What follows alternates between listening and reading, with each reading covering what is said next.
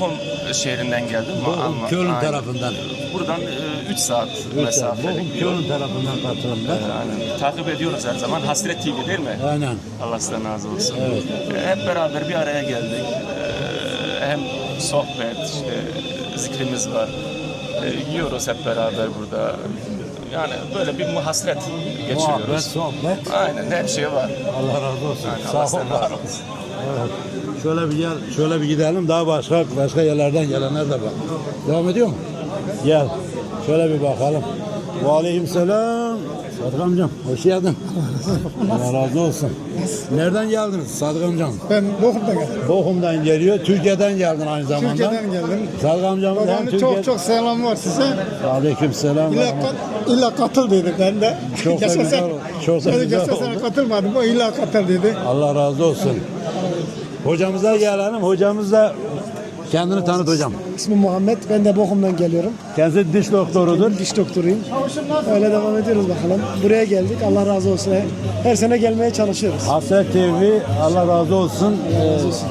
Yayın yapıyor işte böyle ihvanları Allah razı olsun bir araya getirmek için. Çok güzel bir şey. Bizi görmeyenler de görsün diye geldiler, sağ olsunlar, yayın yapacaklar. Allah sizlerden razı olsun. Yolumuz açık olsun inşallah. Allah razı olsun hocam. Sağ ol, var ol hocam. Gel. Ha, hacım geldi. Esselamu aleyküm hacım.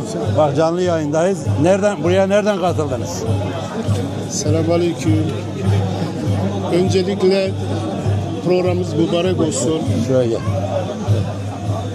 Hayırlara vesile olsun inşallah. Rabbim nasip ederse bugün programımız devam ediyor inşallah.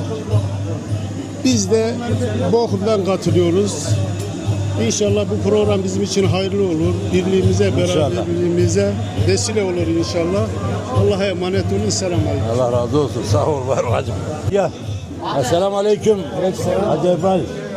Hacı Ebal, buraya nereden katıldınız? Biz Avusturya İzmir'den katıldık. İnnsbruck'tan Allah razı katıldınız. olsun. Ne için geldiniz buralara kadar? Sohbet için geldik. Kardeşlerimizi görmek için geldik. Allah hepinizden razı olsun. Allah sizden de razı olsun. Oldu. Sağ olun, var olun. Sohbetiniz, feyzimiz bol olsun inşallah. Allah birliğimizi, beraberliğimizi bozmasın. Daim etsin inşallah. İnşallah. Sağ ol. Sana bekliyorum. Esselamu aleyküm. Değerli Muhammed. O da mı çekil? Evet, aramızda Muhammed Aytaç. Buraya nereden katıldınız? Niçin geldiniz? Kendinizi bir tanıtın. Evet. Vatan abi biz Danimarka'dan geldik. Burada Gelani Hizmet Vakfı'na geldik. Evet. İşte Alze şehrine. Allah herkesten razı olsun hizmetlerinden dolayı. Burası gerçekten çok kalabalık. Yılın en büyük programı oldu. Allah nasip ederse inşallah Danimarka'da da program